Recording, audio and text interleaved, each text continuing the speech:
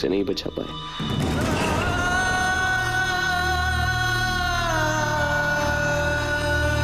हमारा अशोक अब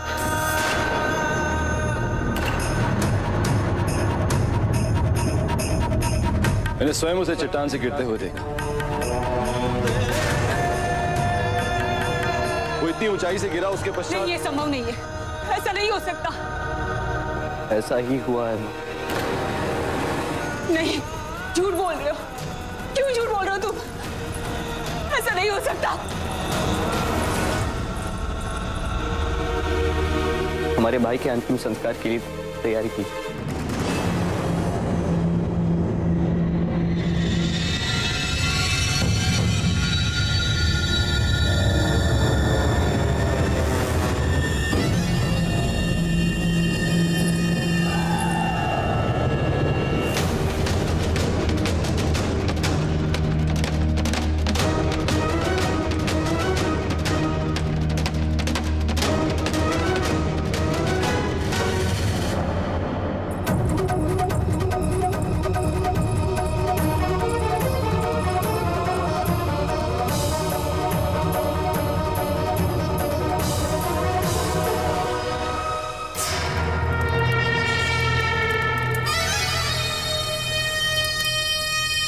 पता नहीं इस मूर्ख का अंतिम संस्कार कब कर पाएंगे। मुझसे तो रहा नहीं जा रहा, इसलिए अब इसी समय इसकी चिता को अग्नि देकर मैं इसे अपने जीवन से सदा के लिए अलविदा कह रहा हूं। आप अश्रु क्यों बहा रही है? आप अशोक को जानती है ना, वो मुझे अकेला छोड़कर कहीं ले जाएगा। कुछ नहीं हुआ होगा उसे, कुछ नहीं हुआ उसे।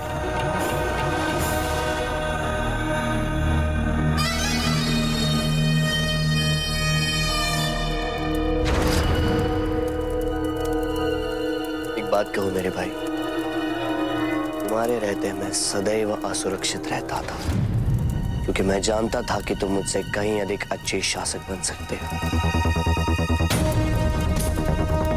तो यही जीवन की विडंबना है, इसे सम्राट बनना चाहिए था, वो भस्म बन गया।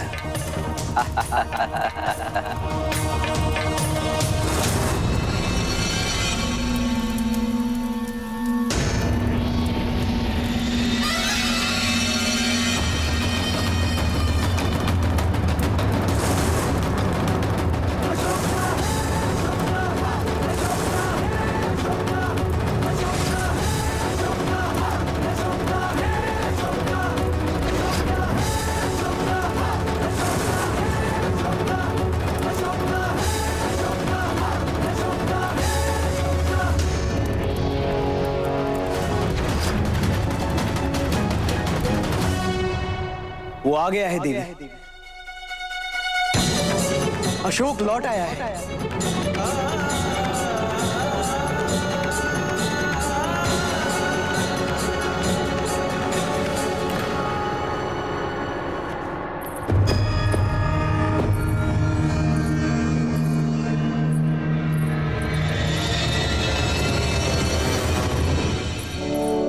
पुत्र, आप ठीक हो? फिर क्या हुआ?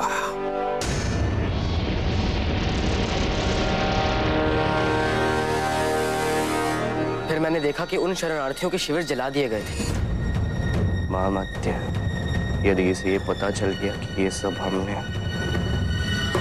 मुझे संभालने दीजिए। मुझे लगता है कि राजकुमार अशोक जो भी बातें कह रहे हैं वो सारी मनगढ़ंत है। मगध में कहीं ऐसा कुछ नहीं हो रहा है कि प्रजा की भूमि का अधिग्रहण किया जा रहा हो और क्षतिपूर्ति हेतु उन्हें धनराशि प्रदान न की जा रही हो। और स्मरण रहे, मैं जो कुछ भी कह रहा हूं वो तथ्यों के आधार पर, प्रमाण के आधार पर कह रहा हूं, और इसलिए मुझे आपकी मंशा पर संदेह हो रहा है। आप कहना क्या चाहते हैं महामत? स्पष्ट शब्दों में कही।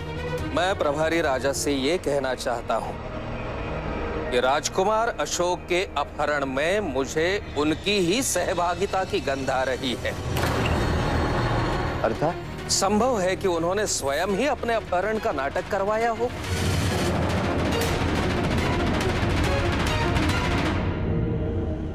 पर अशोक ऐसा क्यों करेगा?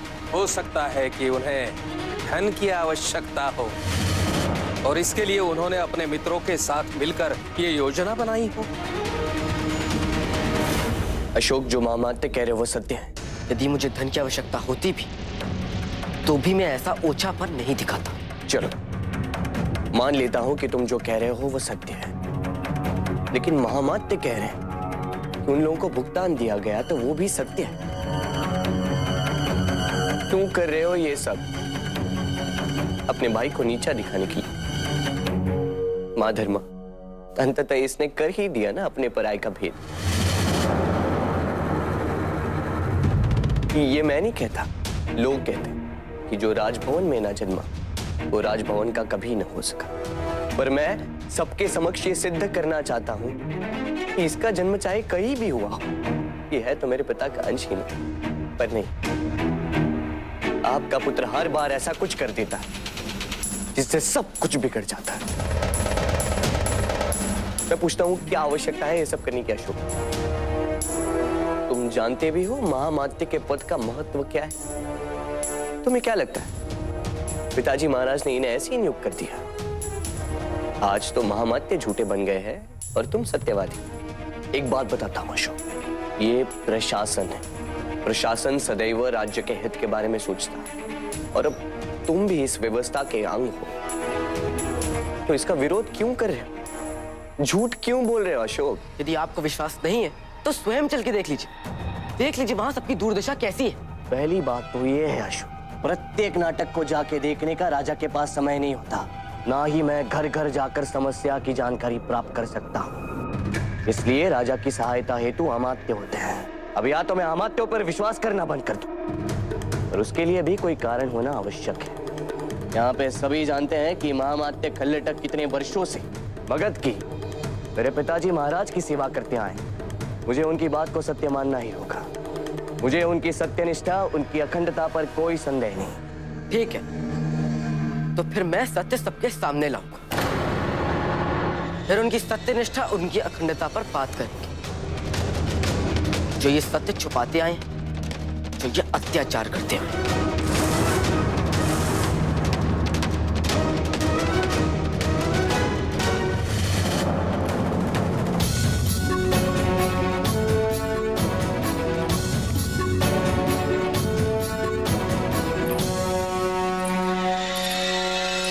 महामात्य, मुझे किसी भी तरह इन दोनों को मगध से बाहर फेंकवाना है। होगा, ये भी होगा, परंतु उससे पहले हमें अशोक को नियंत्रित करना होगा। हमें उसे रोकना होगा, क्योंकि ये आप भी जानते हैं कि जो कुछ भी हुआ है वो किसके आदेश पर हुआ है।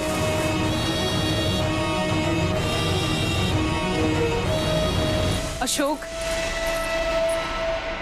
पुत्र कहाँ जा रहे हैं आप? माँ, मैं उन सभी लोगों को उनका सम्मान, उनका अधिकार वापस दिलाना चाहता हूँ। मैं उन लोगों के बारे में पता करना चाहता हूँ जो पिताजी का नाम लेकर जो अत्याचार करवा रहे। पुत्र, मुझे ऐसे लगता है कि आपको आपके पिताजी के आने तक प्रतीक्षा करनी चाहिए। समस्या बहुत बड़ी और आप इसे नहीं सुलझा पाएंगे, बल्कि इसमें जितने भी लोग सम्मिलित हैं वो आपके लिए और भी समस्या उत्पन्न करेंगे। कुछ खाने को दीजिए ना, 2 दिन से केवल जल से ही पेट भर रहा हो।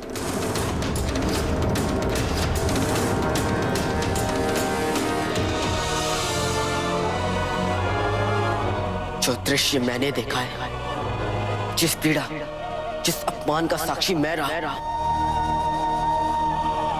उसे देखने के पश्चात मैं एक क्षण की भी प्रतीक्षा नहीं कर सकता हूँ। कृपया मुझे मत रोकिए।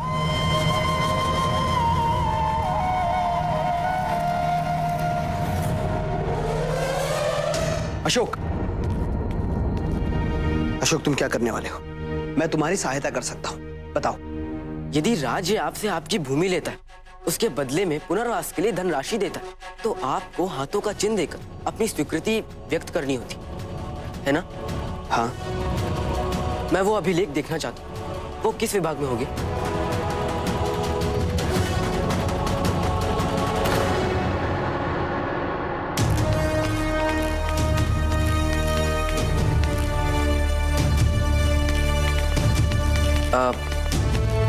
मुझे वो सभी अभिलेख देखने हैं जिसमें वर्षीला से हटाए गए गांव के हस्तचिन्ह। आगे पता करो। मुझे वो सभी अभिलेख देखनी है जिसमें आगे जाओ भाई। सुनिए, मुझे वो सभी अभिलेख देखना है जिसमें वर्षाली से हटाए गए लोगों के हस्तचिन्ह हैं। मैं कुछ कह रहा हूं।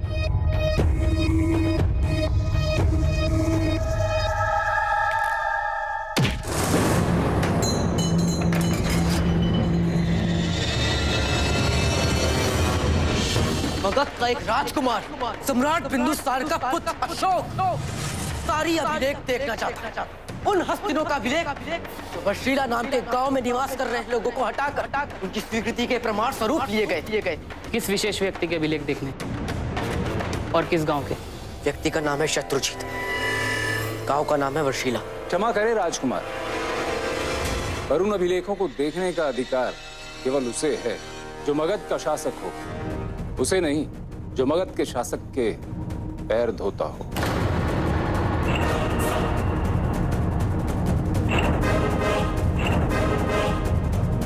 हमारे 4 दिन के राजकुमार, क्षमा कीजिए पर यह संभव नहीं है।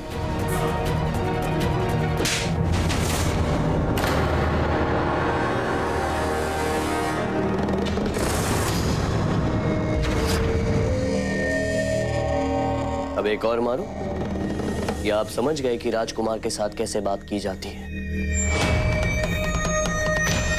अशोक को पूरा अधिकार है अभिलेख जांचने का। ये जो भी मांगे इसे दे दो। पर प्रभारी राजा, इसमें समय लगेगा। समय लग रहा है तो लगने दो। पर अशोक को जो देखना है वो देखना है।